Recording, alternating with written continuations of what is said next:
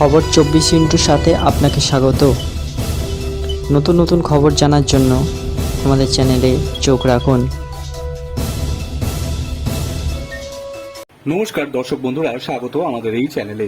NEET পরীক্ষায় দুর্নীতি, রাজ্যকে নিট পরীক্ষা থেকে রেহাই দেওয়ার আর্জি জানালেন তামিলনাড়ু মুখ্যমন্ত্রী এম কে স্ট্যালিন। কেন্দ্রের কাছে নিট পরীক্ষা যেমন তামিলনাড়ুতে না নেওয়া হয় সেই আবেদনই জানান তিনি। একই সঙ্গে জাতীয় স্তরেও নিট পরীক্ষা বন্ধ করে দেওয়ার আর্জিও জানান।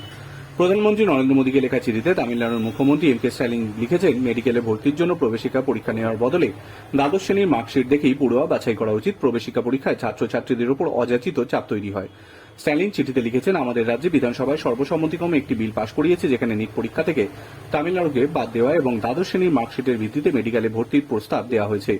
রাষ্ট্রপতির স্বাক্ষরের জন্য এই বিল পাঠানো হয়েছে, কিন্তু তা এখনো আটকে রয়েছে। নিট দুর্নীতির কথাও চিঠিতে উল্লেখ করেছে তামিলনাড়ুর মুখ্যমন্ত্রী। তিনি লিখেছেন, সম্প্রতি নিট পরীক্ষায় বেনিয়ম আমাদের রাজ্যের বিরোধিতাকেই যথার্থতা দিয়েছে। অন্যান্য রাজ্যগুলিতে নিট বাতিল করার দাবি জানাচ্ছে। প্রধানমন্ত্রী মোদীর পাশাপাশি পশ্চিমবঙ্গ, দিল্লি, হিমাচল প্রদেশ, ঝাড়খণ্ড, কর্ণাটক, কেরল, পাঞ্জাব, তেলেঙ্গানার মুখ্যমন্ত্রীদের চিঠি লিখে স্ট্যালিন বাকি রাজ্যগুলিতে যেন তামিলনাড়ুর মতো প্রবেশনা বা বিল পাশ করার কথা চিন্তা ভাবনা করে মুখ্যমন্ত্রীদের কাছে অনুরোধ জানিয়েছেন স্ট্যালিন। বিরোধী দলনেতা রাহুল গান্ধীকেও নিট থেকে তামিলনাড়ু অব্যাহতি চায় এই মর্মে চিঠি দিয়েছেন তিনি। Bureau report.